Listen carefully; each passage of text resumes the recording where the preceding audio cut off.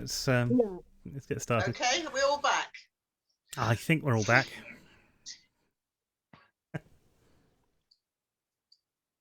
All right, if we can have quiet again, I'm going to do a quick introduction. But I need everybody to not make a noise, otherwise your face will appear on screen, and that's not what we're after for the introduction. Okay. Hello, everybody, and welcome again to Behind the Scenes with the Viral Murders. I'm here with the full cast this week, which makes a bloody change. And we are going to be talking about the last couple of episodes that you've seen. That's episode 2, parts 1 and 2. So, say hello, everybody. Hello! Hello, everybody! Now, has everybody had a chance to... I mean, the one thing I should say, we were all there when we recorded episode 2, part 2. Which didn't happen at the episode 2 part 1. We weren't all there for that, but we were for the second one. So we have at least all heard it, whether or not we've heard it recently or not. I want to talk to Jess for a second, because Jess wasn't with us last time. How did you find these recording sessions, the ones where we were all in a group? What did you think about them? Oh, well, I think at first they were a bit chaotic, weren't they? With trying to sort of, get everyone together and sort the tech out and what we were talking about and stuff. But it was really nice being with everyone at the start, and having everyone there was lovely. And it was really fun because obviously these are some of the first recordings. It was really fun getting to hear what everyone's talents and listen to everyone. So that was lovely. So yeah, I really enjoyed it. And how does this compare to any other job that you've done? Well, yeah, I've never done anything like this online recording and that. And I think it was probably a bit of a new thing for most of us and a bit of a challenge for everyone. But yeah, to any other job, it's a bit bonkers, isn't it, really? But yeah, I love it. And so presumably we've all heard the episodes, or at least a part of the episodes that have been edited. What are your thoughts on the actual edit of the episodes in comparison with how it was when we were sat there recording, the final thing? What did you think of the final thing when you heard it? Well, it's pretty amazing, to be honest. I think I remember first hearing it and I was like, wow, that is, when you're recording it, obviously you don't have the sound effects or anything there. So, and obviously you can't hear yourself as well. So when you listen to it back and you can hear yourself, I don't really like hearing myself, but it's pretty amazing. And having it all put together as a whole episode with different things that you didn't, it brings it all together, doesn't it? Because when you're recording it, you don't kind of know where sometimes I didn't actually read ahead of the script, so I didn't really know where it was going, which was quite fun. But listening to it, you can just see how it's brought together really well. And I wanted to talk to Matt as well, because this was an episode where your character kind of came to the fore a bit, and we heard a little bit too much of Yellow. What do you think about the kind of the place where Yellow is in the story right now? Yeah, I mean, I expected him to be hated. That's, I know it's a big word, and it's a big word to emphasize on the character, but absolutely, everybody was all guns blazing against him. It was like, wow. A part of me thinks, okay, he's very opinionated. He's a sarcastic, well, douchebag, but you've got to respect the fact that he's standing up for himself as well to all these people. But at the same time, yeah, he's just very opinionated. And yeah. And this is a question that actors always get asked in situations like this. How different do you find yourself from the character? Oh, we are worlds apart, absolutely. In many ways, we are very worlds apart. I'm actually, I would say I class myself as an all right type of guy. I'm happy to talk to and all that lot. But when you hear this character, it's the polar opposite, and it's like nobody likes him. Nobody really wants to be near him. But he seems to play an emphasis on like everybody's. He embodies everybody's hatred essentially. And that's a big challenge, though, isn't it? I mean, how have you taken on sort of doing that as opposed to being who you are? What sort of process have you gone through to read it? I guess in a way, for starters, the direction was very was spot on. I've got to respect the direction there and what they asked me to do. But at the same time, it was, I suppose, I dawned upon like improvisation. A lot of it is very improvised characteristics and stuff. I love improvising, and just incorporating that, what they want, that loathing, into everybody's disgust of the character, making him as disgusting as possible. It just seems to be the way forward with it. And to ask the rest of the cast, do you think that Matt has been as disgusting as possible? Oh yeah. Oh, I think you nailed Yes. it. Matt is an incredible actor anyway. Like, everyone in the cast is an incredible actor. But he is right. He is the polar opposite of Yellow. He's probably one of the most likable people you'll ever meet. And it's like... Yeah. Tash, you wrote this episode. I mean, you wrote all the episodes. What I've just said there is completely redundant. You wrote this. What do you want people to take away from this episode? This episode 2, part 2. Maybe not clues and things, but what sort of things do you think were important for people to look out for if they go back and listen to it again? I'd say really listen to the relationships between them, because they're slowly starting to get their memories back. There are a couple of things that were mentioned in this episode that refer to clues that have already been released. And in fact, some of the stuff at the beginning of that first episode, which are seemingly unrelated, but they're starting to slowly sort of come into the storyline, because everything, I've said this before, everything's really important. But yeah, particularly the relationships between the characters, because that's a really important aspect of this sort of the overall story, and why this is happening to them and things. Of course, trust a writer to say that everything is always important. Well, of course it is. Ruth, you're with us for the first time this week as well. How did you find recording? What were the fun parts and the difficult parts for you when actually sitting down and recording with the rest of us? I think I'm going to go with what Jess said. It was the absolute chaos of it. It was insanely fun. Coming at Grey cold as well.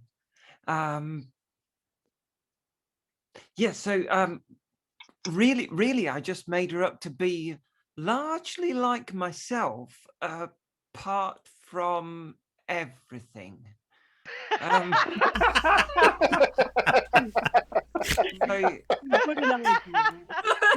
So what for you were the real challenges of playing Grey? What in that character did you feel were the things you had to work on the most? I don't know how much I can say without giving clues. Obviously, and this is a message for all the cast: don't give clues away. Don't give clues away. Yeah. So Grey definitely has some characteristics that are not me, but what I did was I took many of the ways that I speak and how I would feel in a situation, and gave that to how she says things and what her feelings might have been at the time, whilst remembering that Grey's not me and does things that I might not do, probably wouldn't do. Yeah, probably. Like the little uncertainty you threw in there. Lee, you're with us for the first time or second time. I can't remember how many of these we've done the second time. Again, this was the first week where we had.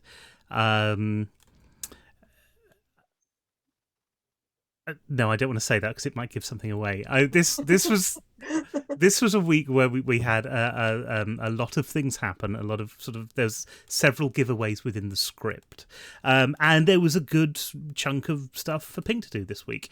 Again, how do you approach it? And is there anything that you found particularly challenging in the role itself? Well, I really like Pink because she's someone that I really like to aspire to be, and a lot of people should aspire to be like that. But she does have a few demons, admittedly. However, like going in for Pink, I just really felt really strange going under the skin of that kind of person, because she's a little bit more privileged than I am. You know? I wish I could be that, privileged, but she's a bit more privileged than I am. So it's really nice to play someone that has really worked that hard, has been able to, use what they can, use their abilities to think to get where that she is, And I won't ask you this, but I will ask. It's great. I've got a load of pictures, and I just pick on somebody, and then that's it. And I will ask Dylan in this particular episode for your particular character. Do you think your character's actually finding any relationships, any team up with anybody else in the group? Do you think he's going to be in trouble because of connections that he may or may not have, or may not make whilst they're sitting in the rooms, or do you think he might come out on top? I think he spends that particular episode working everybody else out, or trying to. So he actually encourages a lot of people to come forward with whatever information they have, and I think that's partly to try and help work out the main puzzle, so they can all hopefully not get killed, but also, right, who can I trust, who can I manipulate, and who can I possibly kill off first? Do you think he's going to kill somebody off first? Do you think he's going, right, I want to kill that person? I think he's going to save his kill for the right person, possibly the person who might stop him from surviving. That's the kind of idea I get from Blue. That's very interesting. If I can see Blue as the kind of person who would be very strategic about this and try and manipulate others into using their kills before he has to use his. That's entirely possible. And Demelza, what about Orange? What do you think that she's doing at the moment? Do you think she's playing the room, or do you think she's being totally honest with people right now? It's hard to say what's going on in her head right at the moment. It's more she's not really necessarily thinking of you. Like in the first episode, she was actually the only one who freaked out when someone actually died. So she was so she had a much more emotional reaction than most of the other people did. So I read her as not being. She is quite like without giving too much away with her backstory and stuff going on like that. She is quite strategic herself, but she's still slightly in shock about the situation at the moment. And what about Red in with this as well? Evadne, Red is fast becoming that kind of the old mother character of the group, the kind of busybody character of the group. What do you think about how that's going to turn out? Do you think that's going to be good for her, or do you think that's going to lead to bad things? She's actually trying to take over take charge of the group, and gets extremely upset when she can't. We all know people who are like that, don't we? Yes. I think that's a pretty standard archetype for people. How do you find playing that? Do you find it's difficult, or is it something that you're slipping into? I have to say that I know that Tash wrote Red with me in mind anyway. So an enormous amount of the way Red thinks and acts is me. But only the nice bits. I know. Now stop it, all of you. But yeah, she's gets her nose put out of joint, I think, because she's not given the respect that she feels that she should have. But she's been very quick to kind of work out there's a relationship with Green. Yeah. And she seems to have got her memory back quicker than all of the others at the moment. So it's an interesting twist. I don't think that she's going to tell everybody that straight away. Do you think she'll use? I mean, surely she's going to use that to her advantage. The sort of person that she is, right? Oh yes, absolutely. I think that the fact that she has remembered a few things, and she's denying some things in this in episode 2, part 2, that I think she actually remembers. Right. That's She's asked interesting. questions, and I think that she is very reticent to answer them truthfully. So do you think that I mean, clearly she has already in her head, I like this person, I don't like this person. Do you think there's any connections there with any other members of the group that either are going to be very good for her in the long run, or are just going to destroy her completely? I think she's very much up to working them out. I say the fact that she realizes that there's a problem with a couple of them. Again, one's thinking very hard to not give away clues. She is certainly beginning to manipulate, and the fact that she loses her cool so much that she swears, which she's against swearing. She tells all the others not to swear, but swears. Mhm. And I think that's when she loses her cool, and I think she's annoyed with herself when she does that. I think you might be right, but for me, that was part of a character that is okay with telling other people what to do, but won't necessarily do the same things herself. Do as I say, don't do as I do. Yes, exactly. Very simple. It's how you bring up children. Don't do as I say. Do as I say, don't do as I do. I hated it when I was a child. I hate it now. So, Jay, tell us about where your character is in this particular episode. What do you think that they've learned over this?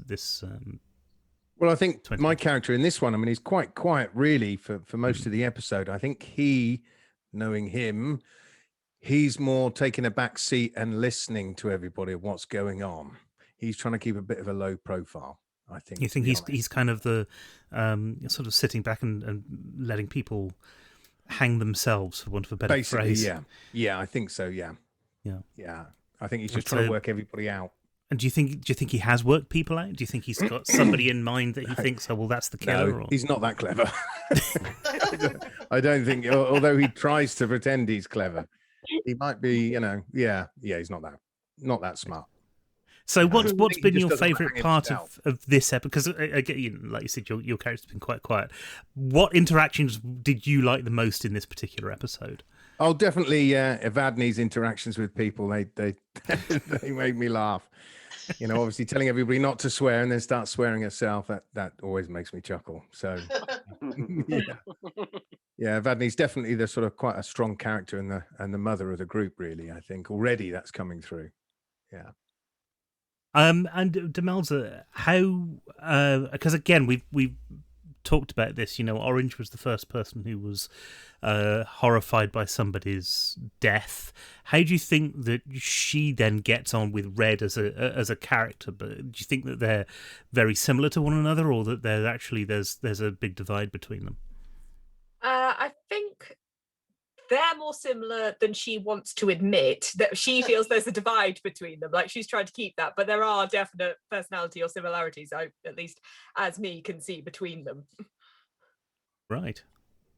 Very interesting. Now let's go on to kind of the recording process again, which we'll cover a little bit of every time that we do one of these. Has anybody got any memories of this particular episode? Anything that they knew that they didn't get right all the time, or because I can't remember it that well. What are your memories of this? How many takes I did of the words "death certificate"? I just couldn't say it. And even then, the one that we've got is kind of I stumble over that a little bit.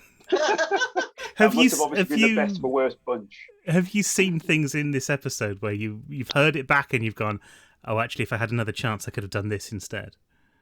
Yeah, I thought that. Like, when you hear yourself and you think, oh, I wouldn't have said that. Yeah, I agree with that. Definitely. Yeah. I think it was, I mean, at the start, though, I do think we were all still finding the characters a little bit. I mean, I think probably past this episode, I do think people just started to pick up and really get into it a little bit. Because this was only like week 2, wasn't it? This was only the second week of...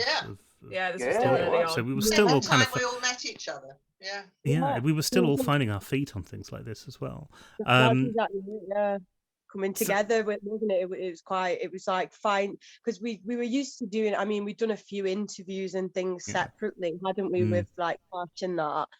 So we'd kind of had to play with the characters then, but coming together with so many different characters and people, it was like following the script and saying how you wanted to say it was a bit more. You didn't have as many chances in a way, because you didn't want to have to keep going back and recording your line for everyone. You wanted to kind of get it right and move on, because it was such a long recording, especially at the start. It did take a couple of hours, didn't it? So it was a good 2 or 3 hours, and we had technical problems all the way through as well. So you would get maybe an hour in and we hadn't started, and then there was another kind of half-hour gap of time that got wasted because we were going, oh, that doesn't sound right, or that this thing, or that there was just a pop on somebody's line every time we took it. That happened several Matthew, would you like to talk us through that?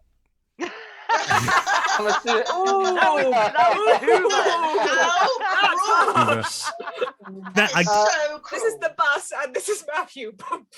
I'm assuming this was one of my lines, but I can't recall for the life of me which line it was. But no, generally, I think it was the first time I actually worked with everybody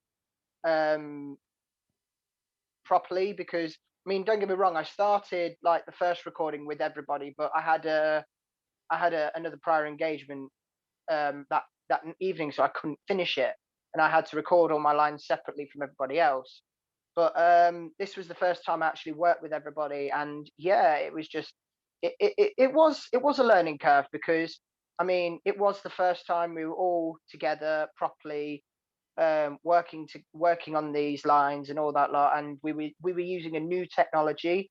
We tried recording the previous lines on another program, and yeah, we had the Hoover laptop as well, which everybody does remember the Hoover laptop.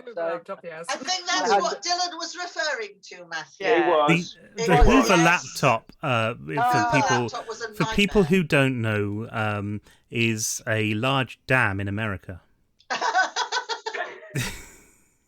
Yes. Named after the person who created the FBI. I don't know. No. What happened with the laptop as we were recording on it, and the fan of the laptop would turn on, and all of a sudden we couldn't use that take because we were hearing the sound of the fan in the recording as well. So we had a lot of that, and it was this episode, I think, where we had that major problem. And from the next episode. Sorry, Jess. I felt really sorry for you, Matt. I was like, because you were getting annoyed, and I was like, I feel really bad right now, because if that was like my laptop, I'd be like, oh dear. But you couldn't do anything about it, so you just thought, No, exactly. And we just stopped and let you get on, didn't we? We lived and learned, and we lived and learned. And what I did then was just eventually gave up and used my phone for the rest of the recording. So yeah, Matt, what I thought was wonderful though was the fact that you actually channeled that anger of your frustration at the fan of your laptop into your character, and that made him more of a complete bellend than he actually was on the script. So it's like, so hang on, wait, are you saying we should have kept the Hoover because it made Yellow more of a bastard? No, I'm just saying I'm just saying he used that anger that was generated by the Hoover fan. I'll have to agree with that. Channeling one's anger is and using that in your character is definitely a highlight, and and sometimes you can use it in the right way, sometimes actors use it in the wrong way. I don't know, but all I can say is so if you ever feel angry, guys, just do some acting. It really helps channel it. And you did a brilliant job of doing that, and you handled all the Hoovers really, really well, Matt. So you be proud of yourself for that, because I think anybody would have been throwing their laptop. I would have thrown my laptop out the window. That's a very difficult thing to do. You know, if somebody cuts you up on the motorway, you just stick your head out the window and go, "But soft what lie through yonder window breaks." It's not an easy. Romeo and Juliet, really? Yeah, it's the first thing that came to my mind. I don't know why. A car window is kind of like a balcony. It's kind of like a balcony, exactly. That sucker is the anything then. You know, there's lots of Shakespearean insults you could use. There is. There is. It's almost like with Juliet. Romeo, Romeo. Wherefore art thou, Romeo? It's the least obnoxious Shakespeare line that you could use if you were trying to be angry at somebody. That's why I think that would Very work. true. You couldn't do it with Mark Antony's speech from No. Julius Caesar. It just wouldn't work. But yeah. I think the sheer confusion you would cause would be worth it. Has anybody actually used Shakespeare at anybody before and got them confused? I definitely have. Demelza, your hands up. What happened? What? We want the story It now. doesn't surprise me. It really doesn't. No, it's just I used to people used to insult each other all the time, obviously, and I just got bored. And one year, my sister actually gave me a book for Christmas of little Shakespearean insults. And I was like, hee. I think I've So seen I- that book. I Yes. used to once I learned that I bite my thumb at you is an insult. Whenever someone used to be mean to me, I'd go, "I bite my thumb at you." And I remember just that get in with college, actually. I remember that with you in Do college. you remember doing that? Yeah, Yeah, yeah, That was yeah. in college when I used to do it, and I'd be like, It became a thing after a while. It A did, lot of didn't it? people were doing it. When I was at school, there was a book called Shut Your Trap, which was all about the origins of swear words, and it was intensely interesting, but probably shouldn't have been in a secondary school.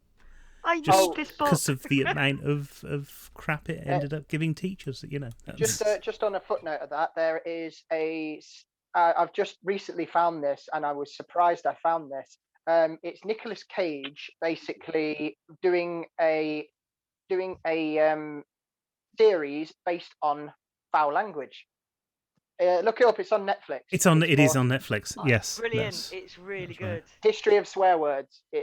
If you want to know where all the bad language comes from, check it out. It's a bit from Shakespeare.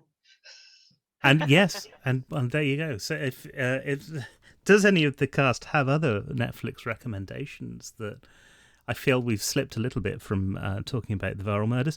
But anybody go watching anything good at the moment? No.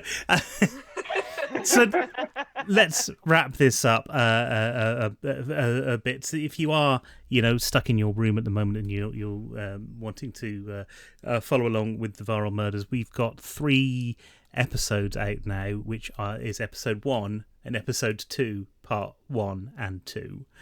They are available all over the place, but you can find them on the Apple podcast thing and the Google podcast thing, depending on what sort of mobile phone that you've got, and of course at our website at viralmurders.co.uk.